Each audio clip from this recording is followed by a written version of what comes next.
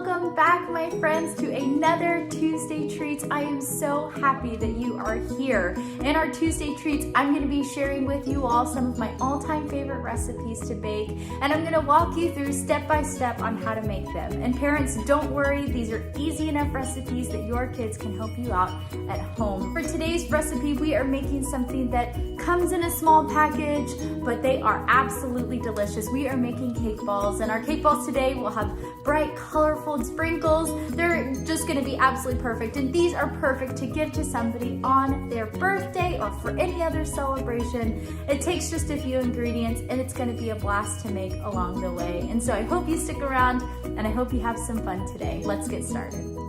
All right, before we get started, we want to make sure that we have everything ready to go. You're going to want to have a yellow cake mix. You're going to follow all the instructions on the back and use all the ingredients it calls for. And so that is 1 cup of water, half a cup of vegetable oil, 3 eggs.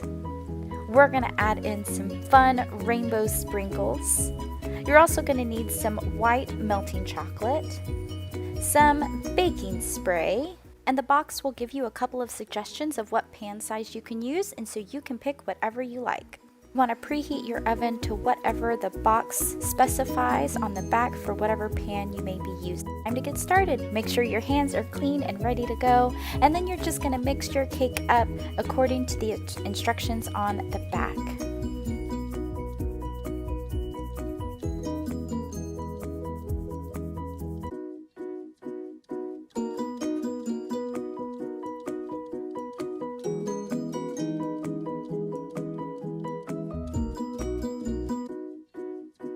And once all the ingredients are in there, you're ready to mix. You can use a stand mixer or a hand mixer, whatever your preference is. And before it's fully combined, you want to go ahead and stop it. And then we are going to add our colorful rainbow sprinkles in. And then you'll just mix it up until it is all fully combined.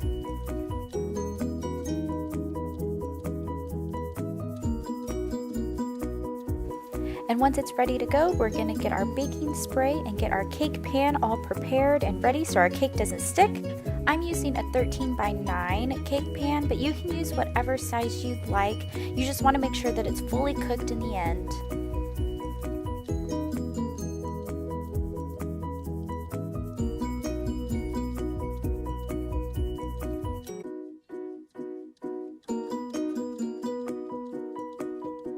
Then you're just going to pour your cake batter into your prepared cake pan. Make sure you have a spatula so that way you can get all of it out of the bowl.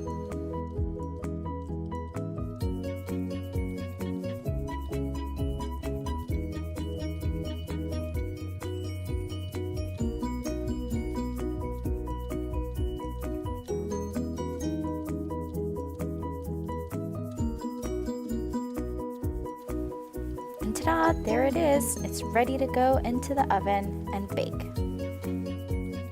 Once your oven is heated to the correct temperature, you can put your cake in there and give it a nice little wave for good luck.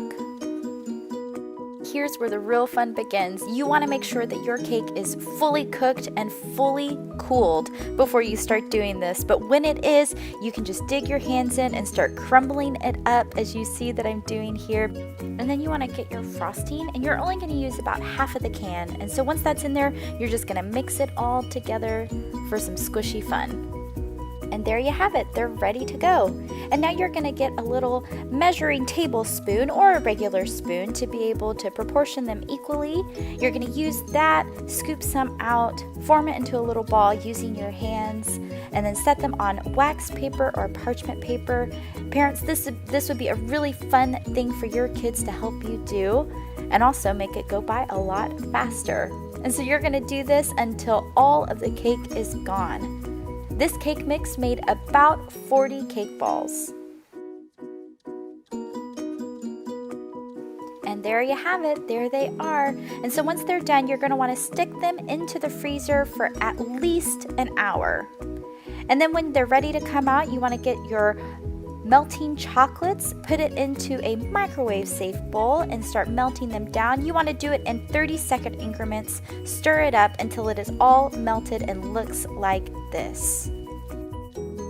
Then you're going to get a cake ball, put it into the bowl, and start scooping some white chocolate over it. I like to use a fork because then you can scoop it up and get rid of some of the excess chocolate by shaking the fork gently. Once a lot of the white chocolate excess has dripped off, you're just going to place it onto that wax paper and keep on going.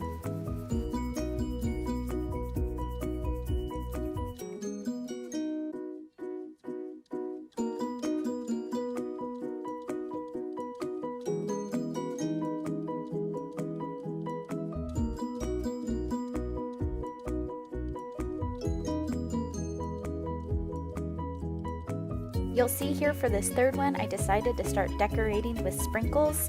They're going to dry pretty quickly, and so you'll see that this third one gets quite a few sprinkles, but then the second and first one that I did, the sprinkles aren't quite sticking. So if you want to add sprinkles to the top for some decoration, I would go ahead and do it after each one is dipped. And there you go, they're done, all dipped and sprinkled. As you can see, that first one only got a couple of sprinkles because I didn't do them quite fast enough. But then as I continued and did them right after I dipped them, they got all sprinkled. And as you can see, this one looks a little funky because I started running out of white chocolate, but you can always just set that one aside and eat it yourself. And that's it, they're done. They're ready to go and be delivered to someone you love.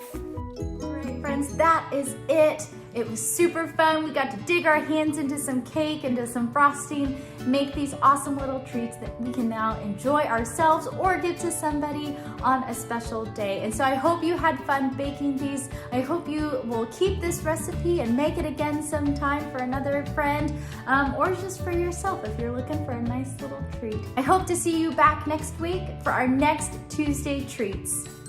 Bye, y'all.